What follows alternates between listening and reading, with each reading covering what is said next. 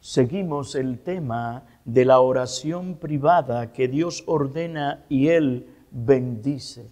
Él ha prometido bendecir a la oración de su pueblo. En Lucas 11:1, la petición de aquel discípulo al Señor: Señor, enséñanos a orar.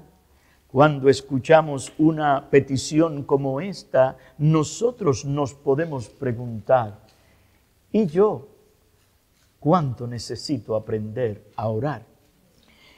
De manera que la oración es el ejercicio de la oración donde se unen el reconocimiento del Dios vivo y verdadero y el ejercicio de todas las virtudes para con Él. De manera que ese santo deber de la oración ha sido mandado por el Señor y es necesario, es provechoso, santo y santificador para el cristiano.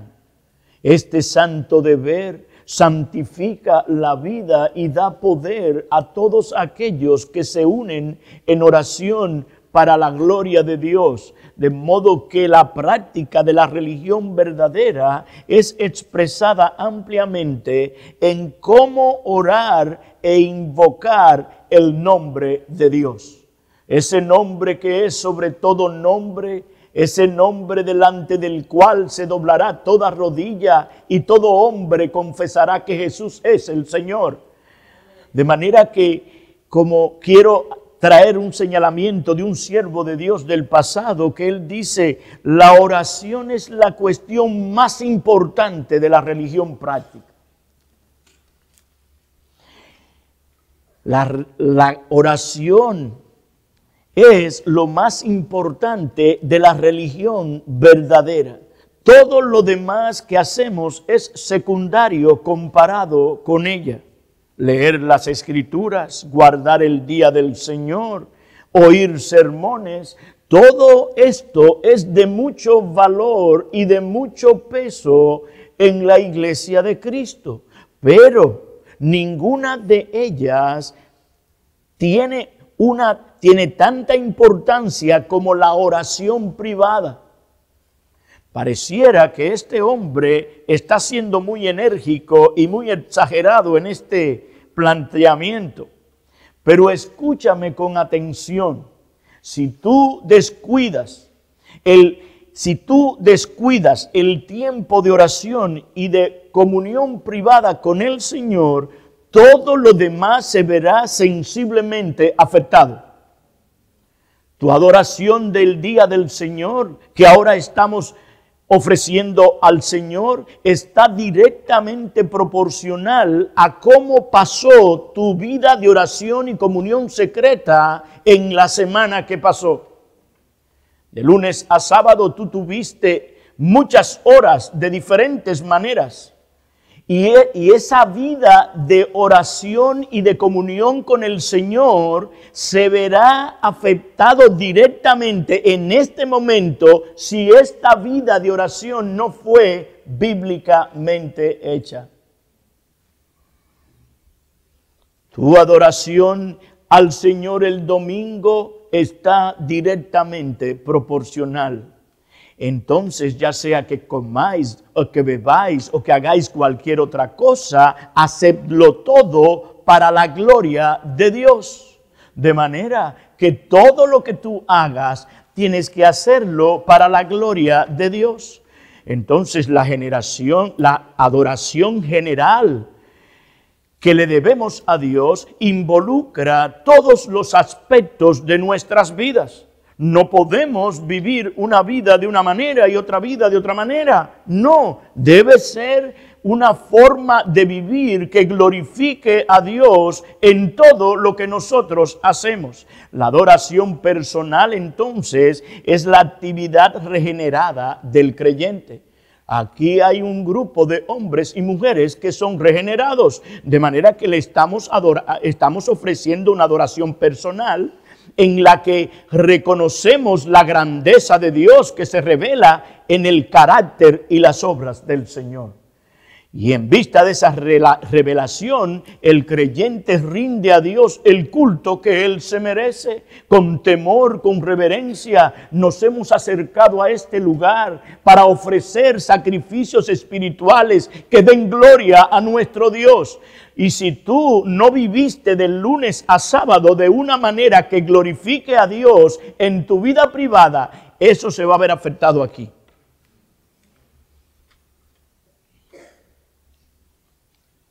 De manera que es de suma importancia que consideremos este tema de la oración. El salmista en el Salmo 51, verso 6 dice, he aquí, y llama la atención, he aquí, tú deseas la verdad en lo más íntimo y en lo secreto me harás conocer sabiduría. Hay una relación especial de Dios con su pueblo en la intimidad, que Dios desea que su pueblo esté ahí.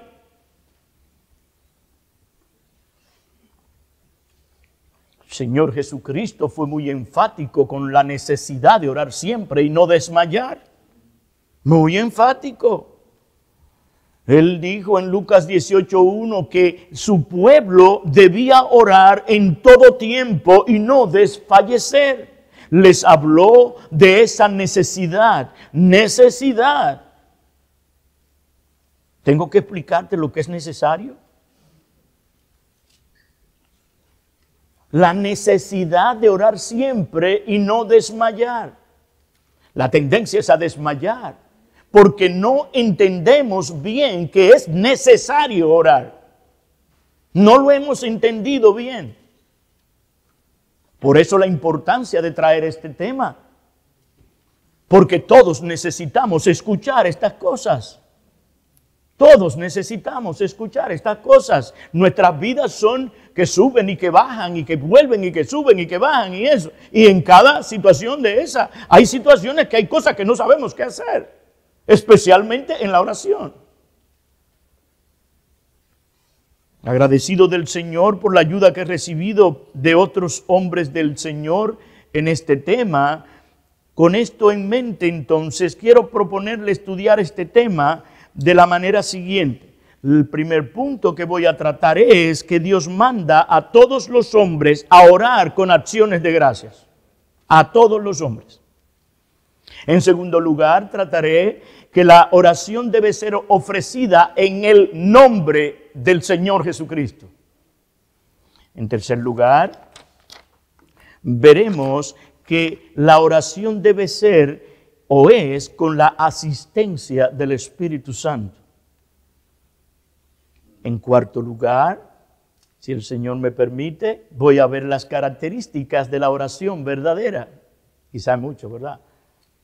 Dejamos para la tarde.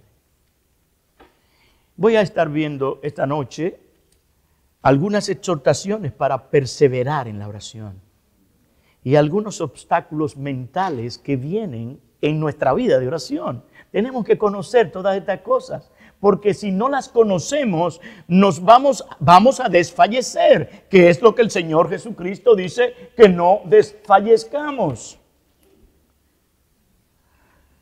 Entonces veamos en primer lugar que todos los hombres son llamados por Dios, mandados por Dios, el Creador, a orar con acciones de gracias. Y tú me dirás, pero si yo no soy cristiano, ¿qué tengo yo que ver con eso? Tú tienes que orar.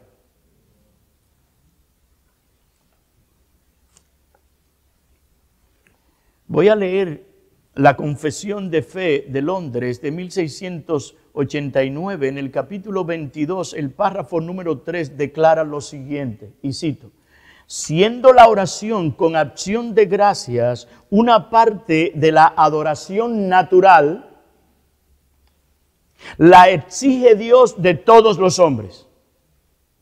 Pero para que pueda ser aceptada, debe hacerse en el nombre del Hijo, con la ayuda del Espíritu Santo, conforme a su voluntad, y con entendimiento, reverencia, humildad, fervor, fe, amor y perseverancia. Y cuando se ora con otros, debe hacerse en una lengua conocida. La confesión declara con mucha precisión lo que es la naturaleza o esencia de la oración bíblica privada. De modo que creo que sería útil aquí traer una definición de la oración que un siervo de Dios del pasado hizo. Juan Bunyan dice que la oración es abrir el corazón o el alma a Dios en una forma sincera, sensible y afectuosa por medio de Cristo, con la ayuda y el poder del Espíritu Santo. ¿Y para qué? Para cosas como las que Dios ha prometido o que son conforme a la palabra de Dios para el bien de la iglesia, sometiéndonos en fe a la voluntad de Dios. Una buena definición de la palabra del Señor, de lo que es la oración. El Señor en Mateo 6:6, que nuestro pastor leía, dice, pero tú cuando ores, entra en tu aposento. Hay una actividad o actitud que se espera de ti en el momento de la oración. No es algo normal ni natural. Cuando ores, cuando ores, entra en tu aposento. Y cuando hayas cerrado la puerta, yo no sé si puedo decir aquí, laqueado, como dicen los americanos, cuando hayas puesto el seguro a la puerta, ora a tu Padre que está en secreto, y tu Padre que ve en lo secreto te recompensará. De manera que esta escritura llama a los hombres a hacer la actividad de la oración. Entonces esta oración es mandada, ordenada por el Señor a todos los hombres, a toda la tierra. El Salmo 95, salmista en el Salmo 95, los versículos 1 al 7,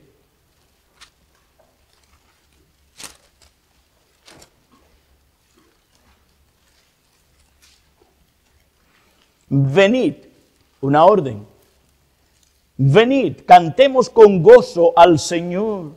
Aclamemos con júbilo a la roca de nuestra salvación. Vengamos ante su presencia con acción de gracias. Aclamémosle con salmos, porque Dios es grande. Porque Dios grande es el Señor y Rey grande sobre todos los dioses, en cuya mano están las profundidades de la tierra. Suyas son también las cumbres de los montes, suyo es el mar, pues Él lo hizo, y sus manos formaron la tierra seca. Venid, adoremos y postrémonos, doblemos la rodilla ante el Señor nuestro Hacedor, porque Él es nuestro Dios, y nosotros el pueblo de su prado, y las ovejas de su mano. Y aquí es que me quiero enfocar, porque cuando oímos esto es para cristianos, ¿verdad? Pero aquí está hablando tanto de la creación de Dios como de los redimidos de Dios. Nosotros somos el pueblo de su prado y las ovejas de su mano. De manera que todos los hombres están llamados a adorar a Dios y a darle gracias. El Salmo 100 nos da una idea más clara de lo que es el llamado de Dios a todos los hombres. Aclamad con júbilo al Señor toda la tierra. ¿Tú eres de la tierra? ¿Tú vives en la tierra? Entonces tú estás llamado aquí. Venid ante él con cánticos de júbilo, sabed que Él, el Señor, es Dios. Él nos hizo y no nosotros a nosotros mismos. Él es el creador y Él hizo a todos los hombres. De manera que los hombres son llamados aquí a adorar a Dios y a orar a Dios. Pueblo suyo somos y ovejas de su prado. Otra vez, creación, redención. Entonces, entrad por sus puertas con acciones de gracias y a sus atrios con alabanza. Dadle gracias, bendecid su nombre, porque el Señor es bueno. Para siempre es su misericordia y su fidelidad por todas las generaciones. De manera que es un privilegio para ti orar a Dios. Es un privilegio para ti acercarte a Dios en oración, pidiéndole que te salve de tus pecados, pidiéndole que te dé gracia, sabiduría y discernimiento para entender tu pecado y para confesar tus pecados delante del Señor. El Salmo 98, poquito hacia atrás. Dice el verso 4, Salmo 98, el verso 4, aclamad con júbilo al Señor toda la tierra. Prorrumpid y cantad con gozo, cantad alabanzas al Señor. De manera que, amigo que estás aquí, que no has conocido de la gracia del Señor, tú estás llamado aquí a orar. Y si no oras ahora, al final de tus días orarás por la fuerza. Pero allí serás sin esperanza. Ahora hay esperanza para ti. Ora ahora. Pídele al Señor que tenga misericordia de ti. Que te libre y te ayude a entender tu camino.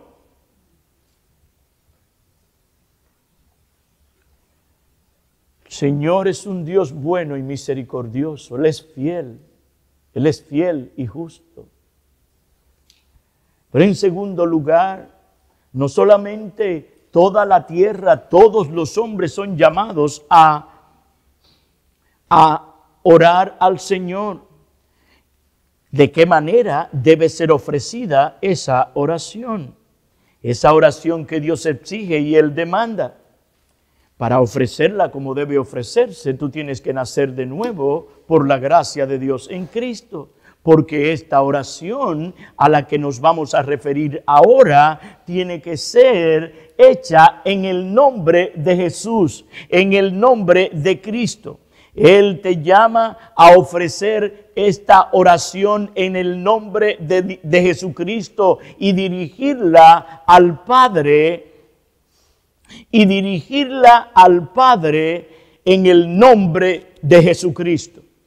En Juan capítulo 14, versículos 13 y 14, la palabra inspirada de Dios dice, Juan 14, 13 y 14,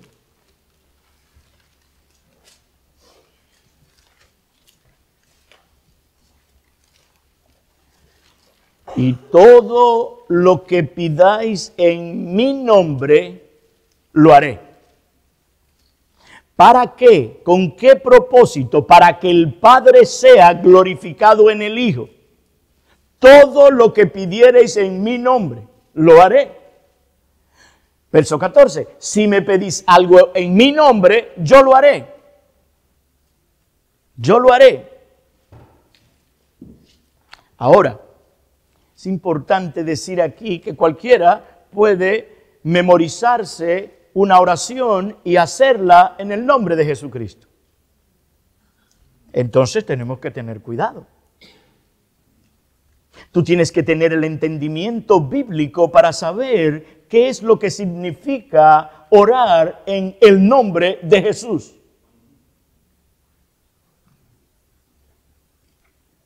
Por ejemplo, aquí se reúnen los miércoles y puede venir una persona y convertirse y comenzar a oír y de repente comienza a orar, ¿verdad? Pero sin entender todavía el concepto bíblico y la doctrina bíblica de lo que significa el nombre, ese nombre. ¿Por qué tenemos que orar en ese nombre?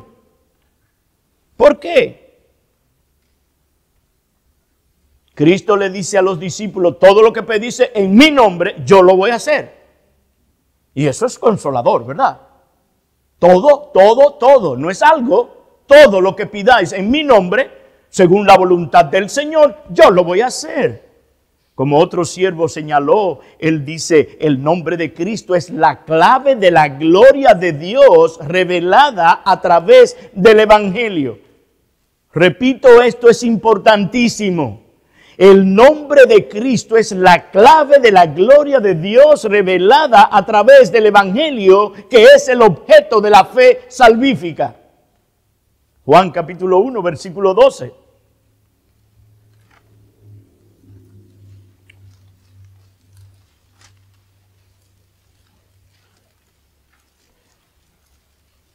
Desde el 11 voy a leer. Dice, a lo suyo vino. Él es el dueño y vino a este mundo, él vino a lo suyo, esto es mío aquí. El rey llegó, cuando Cristo llegó el rey. Arrepentíos y convertíos, porque el reino de Dios se ha acercado. Él vino a lo suyo, pero los suyos no le recibieron a él. Pero, verso 12, a todos los que les recibieron, les dio el derecho de llegar a ser hijos de Dios, es decir, a los que creen en su nombre. Por eso es que a los que reciben a Cristo por la fe y el arrepentimiento pueden orar en el nombre de Cristo.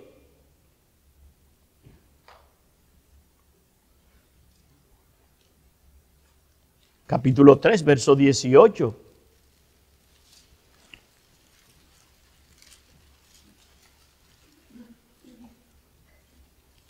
Voy a leer desde el 16. Porque de tal manera amó Dios al mundo, que dio a su Hijo unigénito, para que todo aquel que cree en Él no se pierda, mas tenga vida eterna. Porque Dios no envió a su Hijo al mundo para juzgar al mundo, sino para que el mundo sea salvo por Él. Verso 18, el que cree en Él no es condenado, pero el que no cree ya ha sido condenado porque no ha creído en el nombre del unigénito Hijo de Dios. Entonces, para orar en el nombre de Jesucristo, tenemos que haber conocido a Jesucristo.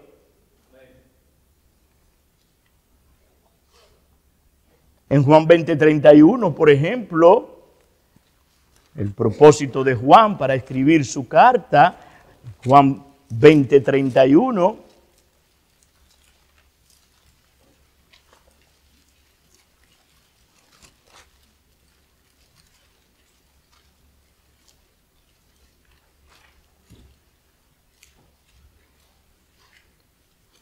Desde el 30 voy a leer también. Dice, y muchas otras señales hizo también Jesús en presencia de sus discípulos que no están escritas en este libro, pero estas se han escrito para que creáis que Jesús es el Cristo, el Hijo de Dios, y para que al creer tengáis vida en su nombre. Cree en Cristo para que puedas orar en su nombre. Recíbelo a Él para que puedas orar en su nombre.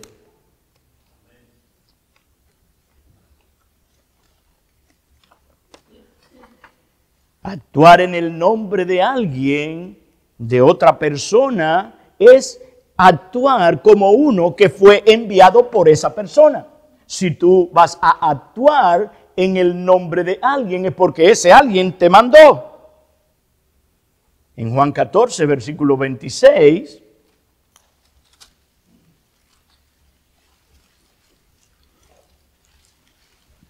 Señor Jesucristo está hablando del Consolador, pero el Consolador el Espíritu Santo, a quien el Padre enviará en mi nombre, Él os enseñará todas las cosas y os recordará todo lo que os he dicho.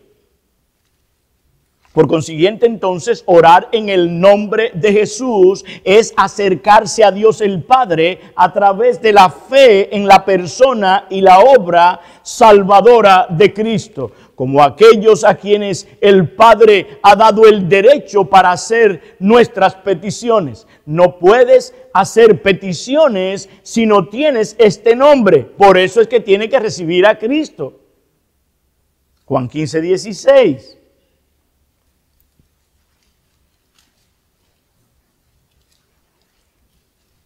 El Señor le dice a los apóstoles: vosotros no me escogisteis a mí, sino que yo os escogí a vosotros y os designé para que vayáis y deis fruto y que vuestro fruto permanezca. ¿Para qué? Para que todo lo que pidáis al Padre en mi nombre os lo conceda.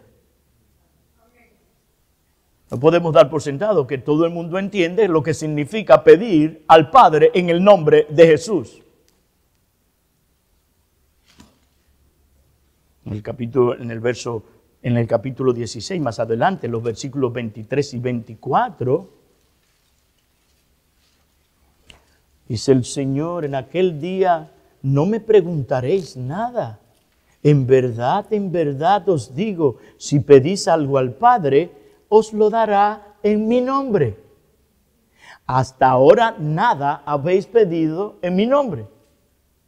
Le dicen a los discípulos, porque ellos no sabían esto. Hasta ahora nada habéis pedido en mi nombre. Pedid y recibiréis, para que vuestro gozo sea completo. El Señor está instruyendo a sus discípulos para que entiendan lo que significa pedir en su nombre. Porque si no piden en su nombre, no van a recibir del Padre nada. En el versículo 30 dicen los discípulos: ahora entendemos que tú sabes todas las cosas. Yo me maravillo al ver la vida de los apóstoles hasta el final.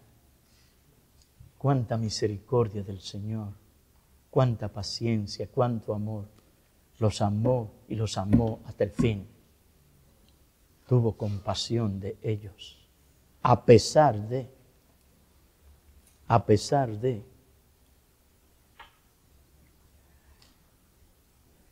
Orar entonces en mi nombre o en el nombre del Señor Jesucristo con más frecuencia significa orar por Cristo mismo, por su sufrimiento expiatorio y muerte en la cruz, como dice Hechos 3:16. Pedro en el segundo sermón, vamos a buscar Hechos 3:16 para que veamos lo que Pedro dice a estos judíos que le predica su segundo sermón, para que entendamos el punto de lo que es orar en mi nombre, como dice Cristo. Hechos 3:16, Pedro le dice: y por la fe en su nombre es el nombre de Jesús lo que ha fortalecido a este hombre, a quien vosotros veis y conocéis.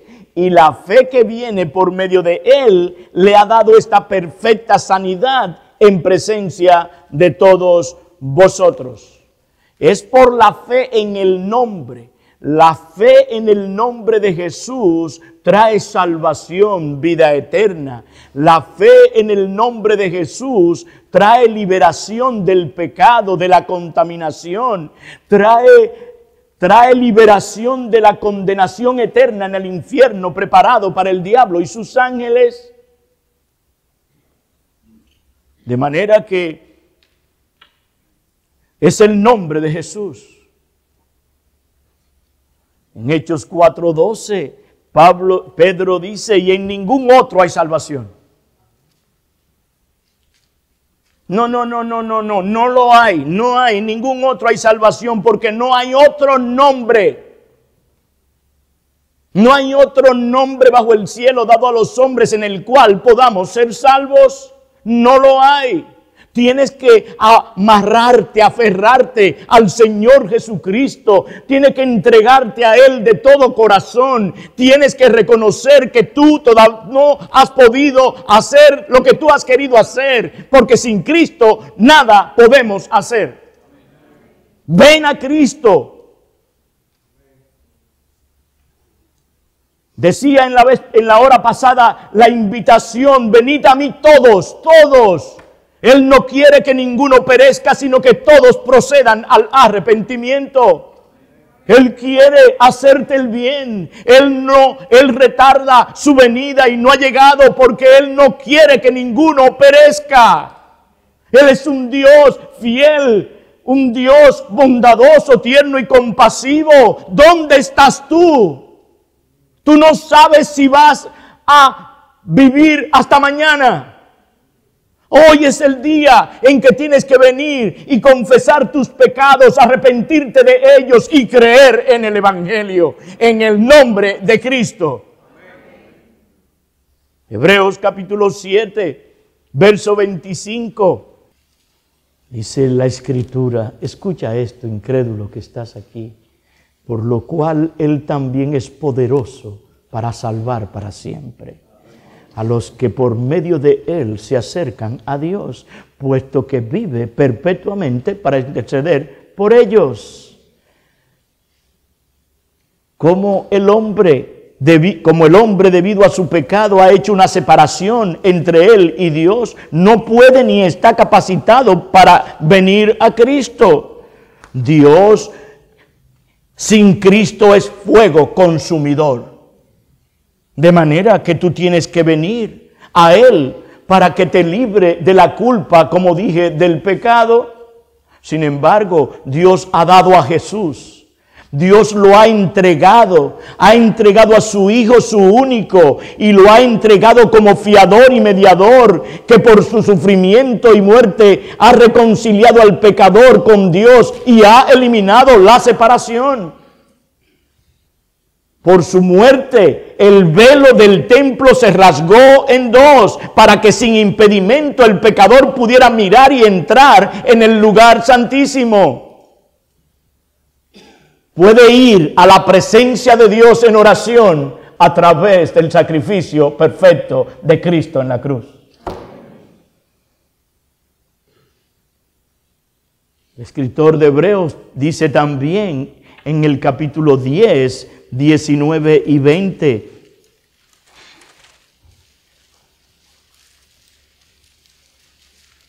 Una exhortación a la perseverancia aquí. Dice entonces, hermanos, puesto que tenemos confianza para entrar al lugar santísimo por la sangre de Jesús, por un camino nuevo y vivo. Ese camino que Cristo abrió a través de su sacrificio perfecto en la cruz es un camino nuevo. No existía ese camino. No había quien entrara al santuario, al lugar santísimo, excepto el sacerdote, el sumo sacerdote. Y dice el verso 20 que por ese camino nuevo y vivo, el que Él inauguró para nosotros por medio del velo, es decir, su carne.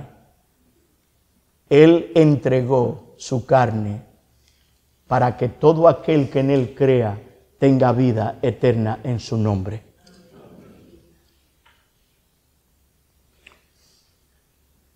Hablando sobre esto, alguien dijo, Cristo abrió un camino que estaba limitado solo a los sacerdotes y cerrado para los demás. Por eso ese camino es nuevo y vivo. El velo distanciaba a la gente de Dios. Este velo entonces quitado por el sufrimiento y la muerte de la carne de Cristo. Termina la cita.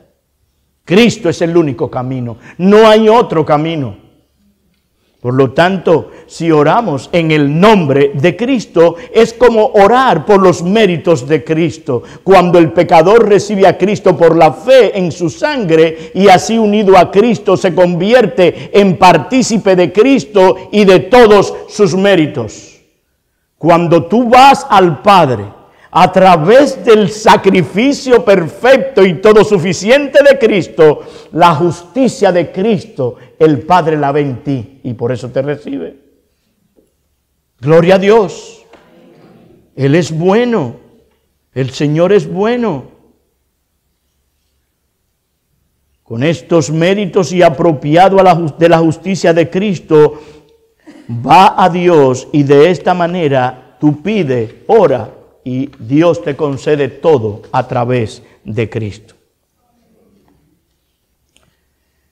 Orar así en el nombre de Cristo es como si dijéramos: Padre, tú amas y te complaces con tu Hijo, te complaces con su sacrificio en la cruz, y tu Hijo me ama y yo lo amo a Él. Oro a ti por el amor que tienes a tu Hijo para que me escuches y me concedas mi petición. En Cristo, su nombre.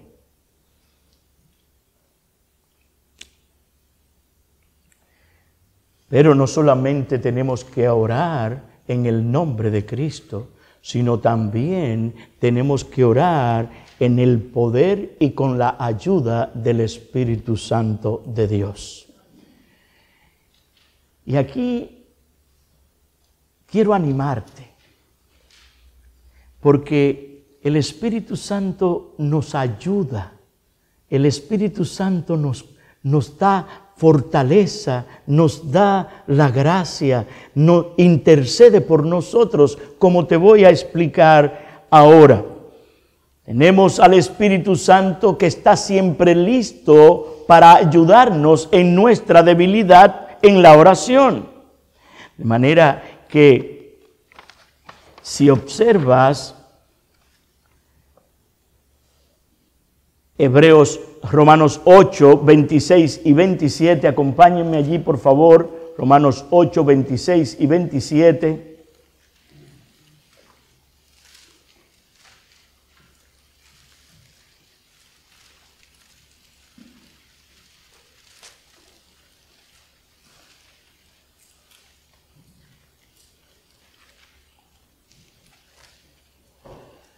Es el verso 26, y de la misma manera también el Espíritu nos ayuda en nuestra debilidad, porque no sabemos orar como debiéramos, pero el Espíritu mismo intercede por nosotros con gemidos indecibles. Verso 27, y aquel que escudriña los corazones sabe cuál es el sentir del Espíritu, porque Él intercede por los santos conforme a la voluntad de Dios.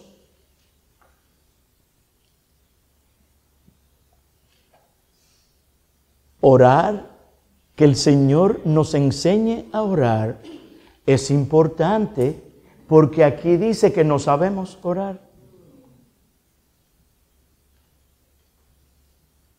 Pero generalmente nadie que yo sepa ha venido donde mí como pastor y me ha dicho: pastor, yo quiero que me ayude porque yo no sé orar.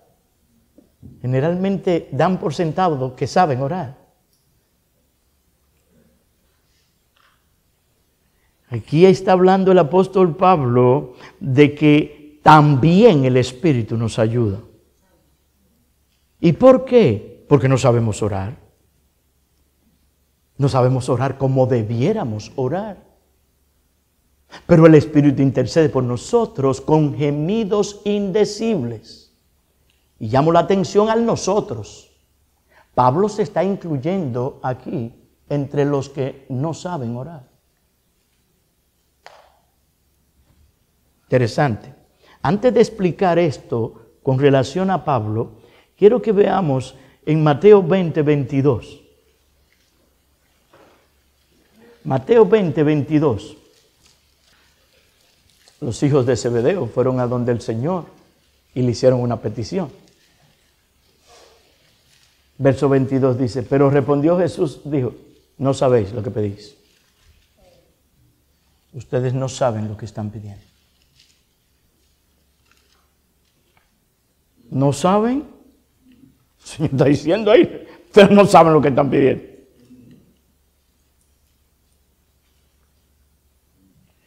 Segunda de Corintios, capítulo 12, verso 8.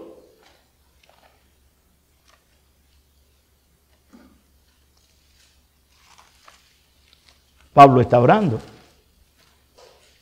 Dice, acerca de esto 3 veces he rogado al Señor para que lo quite de mí, para que lo quitara de mí.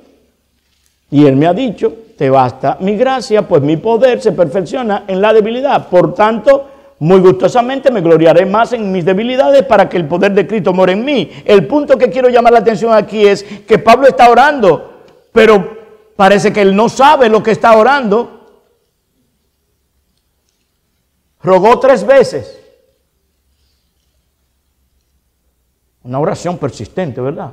Y diríamos nosotros, pero ven acá, el Señor dice que oremos sin cesar, que seamos perseverantes en la oración. Y Pablo está haciendo eso. Pero el Señor le dice, no me hable más de eso. No me hable más de eso. Romanos 8, 15 y 16, por ejemplo, un poquito atrás. Quiero amarrar vuestras conciencias en este punto porque es sumamente importante. Romanos 8,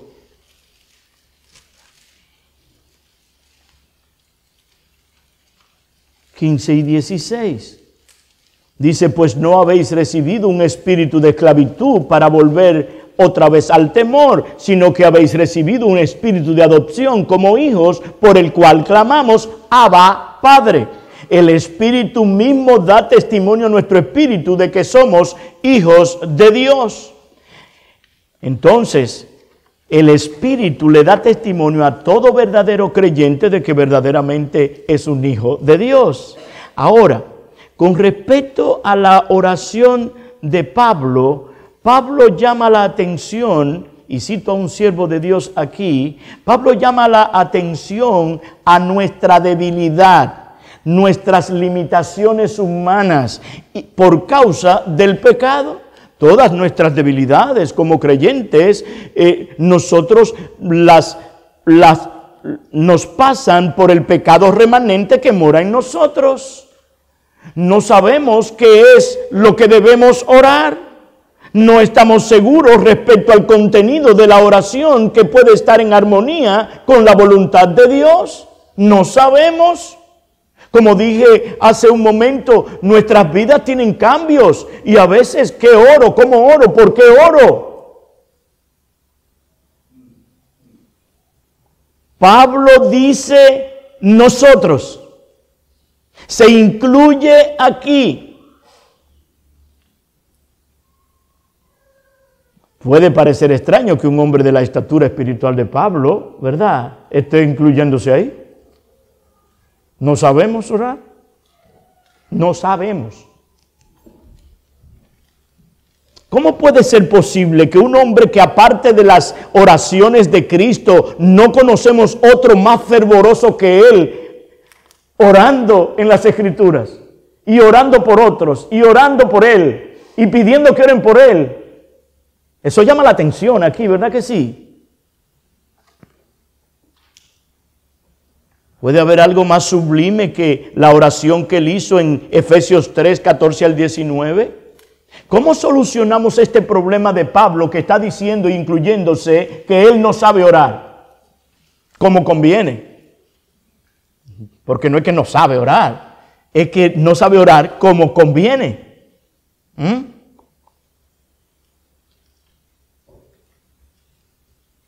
La solución, dice este siervo de Dios, probable es la siguiente. Pablo ciertamente sabía orar, sabía cuál debía ser el contenido general de la oración.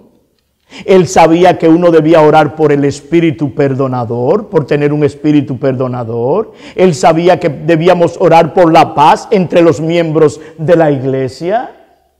Él sabía que teníamos que orar por un aumento en el conocimiento y la gracia de Dios en Cristo, por esas cosas espirituales. Él sabía que teníamos que orar por diligencia para dar testimonio de Cristo. Él sabía que teníamos que orar por valor en medio de la persecución y la aflicción que se encontraba él y nos encontramos muchos de nosotros.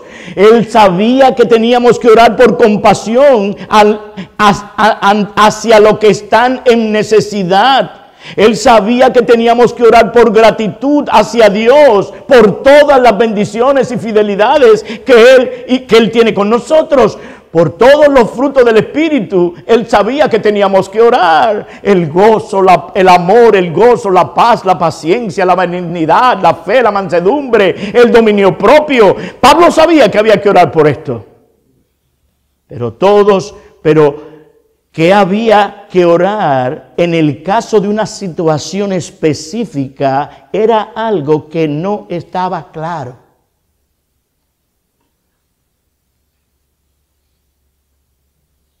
Hay muchas situaciones que pasan en nuestras vidas y no sabemos a veces cómo orar. Porque a veces no entendemos la sabiduría profunda y grande del Señor. No entendemos por qué y nos preguntamos por qué. Pero si estoy haciendo lo que tengo que hacer, ¿por qué?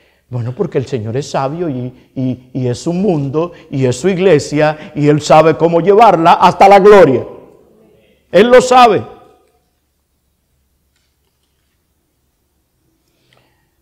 Una buena ilustración fue esto mismo que que vimos en la oración de Pablo al Señor que le quite el aguijón.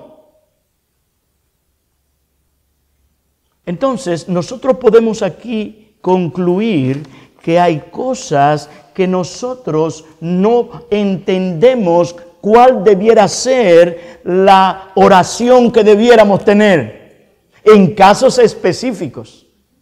Vi una ilustración en un lugar y me pareció bueno darla ahora aquí. Vamos a suponer que un pastor de una iglesia se enferme gravemente. Inmediatamente la iglesia comienza a orar, sin cesar, su pastor.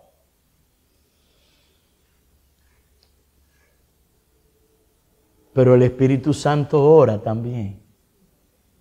Y puede ser que el Espíritu Santo le diga al Padre, llévatelo,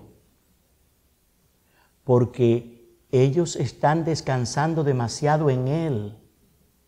Están confiando demasiado en el hombre. Llévatelo. Pero tú no sabes y tú estás orando y puede ser que se murió, falleció. Ay, entonces, ¿qué pasó con nuestra oración? Dios no oye la oración. Sí, Dios oye la oración, pero Dios es sabio y Él sabe lo que es bueno para la iglesia. Si tú estás idolatrando a los hombres, entonces tú vas a tener problemas con el Señor. Dios nos da los dones para que lo usemos para la gloria de Dios, no para idolatrarlos. Y eso yo creo que es un buen ejemplo. Estos hombres esta iglesia se está apoyando demasiado en este hombre. De manera entonces que volviendo a nuestro texto, en el versículo 27, dice, y aquel que escudriña los corazones sabe cuál es el sentir del Espíritu, porque Él intercede por los santos conforme a la voluntad de Dios. La pregunta aquí es, ¿quién es el que escudriña? Lo voy a leer otra vez. Y aquel que escudriña los corazones sabe cuál es el sentir del Espíritu. Porque Él, el que escudriña los corazones, intercede por los santos conforme a la voluntad de Dios.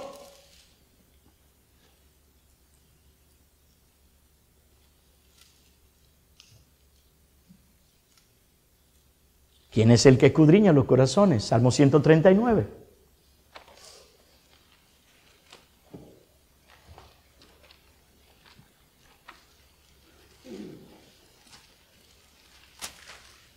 Versículos 1 y 2. Oh Señor, tú me has escudriñado y conocido. Tú conoces mi sentarme y mi levantarme. Desde lejos comprendes mis pensamientos. Y el verso 23 y 24 dice, escudriñame, oh Dios, y conoce mi corazón, pruébame y conoce mis inquietudes, y ve si hay en mí camino malo, y guíame en el camino eterno. Entonces, si Dios el Padre es el que escudriña los corazones y el Espíritu Santo está envuelto en la oración intercediendo por nosotros con gemidos indecibles, toda la Trinidad está envuelta en nuestra oración. Gloria a Dios. Qué bueno es el Señor. Qué bueno es el Señor. Sabiendo estas cosas debiéramos animarnos, ¿verdad? ¿Por qué somos tan lentos para acercarnos a Él en oración? ¿Por qué nos descuidamos de la oración? La oración del justo es el gozo de Dios, es el placer de Dios. ¿Cómo puede esta verdad no animarnos a ser más fieles y más fervientes en oración? ¿Cómo no? ¿Cómo no? Las oraciones del pueblo del Señor son fruto de la inspiración del Espíritu de Dios. Es una obra del Espíritu Santo, el cual mora, vive en nosotros. Zacarías 12:10 en su primera parte dice, y derramaré sobre la casa de David y sobre los habitantes de Jerusalén el espíritu de gracia y súplica. Él va a derramar ese espíritu en nosotros. Y esto era una de las oraciones de Pablo por las iglesias, que Dios derramara espíritu de súplica y de oración, porque iba a ser necesario para nosotros vivir la vida de piedad y de santidad que Él demanda de nosotros. Amados hermanos, familias que estáis aquí, si nosotros no entendemos lo que Dios hace a través de la oración y cómo nos llama a orar, nuestras familias no crecerán en la gracia y en el conocimiento. Necesitamos los maridos a orar por nuestras esposas, las esposas orar por sus maridos, orar por los hijos, levantar ese culto de oración y de adoración en el hogar para que el nombre de Cristo sea engrandecido en cada hogar. Que vivamos una vida de oración completa cada día.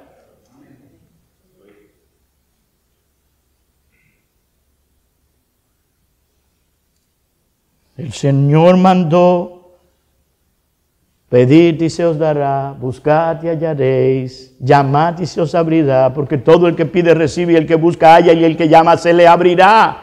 Todos estamos llamados a pedir, todos estamos llamados a insistir, a perseverar. Esas cosas son sinónimos de oración y cada uno más intensivo que el otro. El Señor ordenó a sus discípulos que oraran perseverantemente, confiando en las promesas de que Él les daría las mejores cosas. Dios nos da las mejores cosas sin merecerlas. Yo me sorprendo. La misericordia de Dios en mi vida.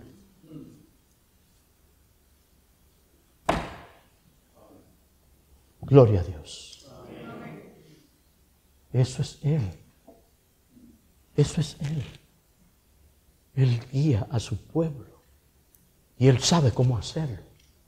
Si tú estás pasando por situaciones aflictivas en este momento, es el momento de orar. Situaciones difíciles, situaciones aflictivas, son tiempos de oración, son tiempos de acercarnos a Dios de una manera particular. Quiero terminar, para no tener problemas,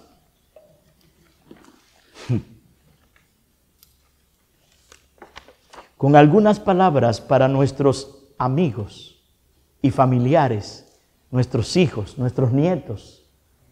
Algunas palabras. Tú estás en una situación difícil. Tú no tienes paz. No importa lo que tú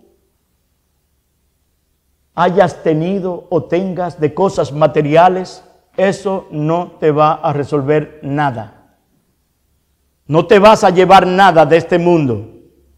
Y otra cosa también es que tú no sabes cuándo te vas a morir. Porque si tú supieras, bueno, yo voy a arrepentirme a los 69 años, a los 70. ¿Quién te dijo a ti que tú vas a durar 70? Tú debes orar al Señor. Tú debes pedir que el Señor te salve de tus pecados. Tú debes pedir que tenga misericordia de ti. Tú debes pedir que te perdone todos los años que han andado de espaldas a Él. Tú tienes que venir a Él. ¿Y sabes por qué? Porque Él tiene misericordia y Él puede pasar por alto la ignorancia tuya, tu desprecio. Él lo puede pasar por alto. Mira cómo dice Hebreos 17, 30 y 31. Vamos allí.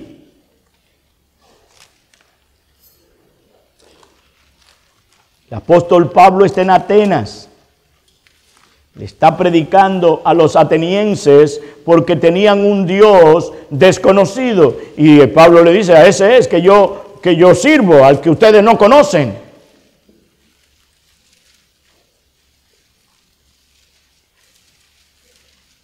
Capítulo 17, versículo 30 y 31.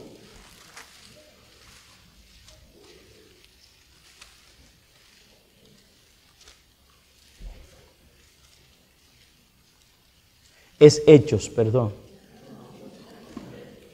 Yo decía, pero ven acá. Era a ver si ustedes estaban atentos.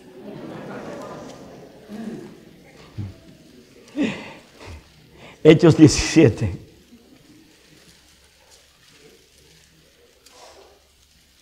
Dice la Escritura, por tanto, habiendo pasado por alto los tiempos de ignorancia, los tiempos de desprecio, los tiempos de andar de espaldas a Dios, Dios declara ahora a todos los hombres en todas partes que se arrepientan. ¿Y por qué? Porque Él ha establecido un día en el cual juzgará al mundo en justicia por medio de un hombre a quien ha designado, habiendo presentado pruebas a todos los hombres al resucitarle de entre los muertos. Ese es el Señor Jesucristo. Él viene a pasar un juicio. Y Hebreos 9, 27 y 28 nos habla de ese juicio. Ahora sí es hebreo.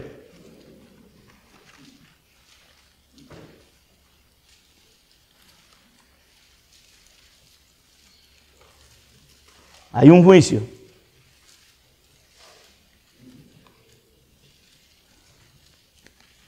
Así como está decretado que los hombres mueran una sola vez y después de esto el juicio. Quizás tú nada más estás de acuerdo conmigo y con la Escritura en que los hombres mueren una sola vez nada más, porque tú sabes que nadie se muere dos veces. Pero no solamente es eso que dice ahí, tú te vas a morir, pero después de esto viene un juicio final. Pastor, ¿y cómo va a ser después de yo muerto? Así mismo es. Esta es la palabra de Dios. Y Dios ha establecido ese día.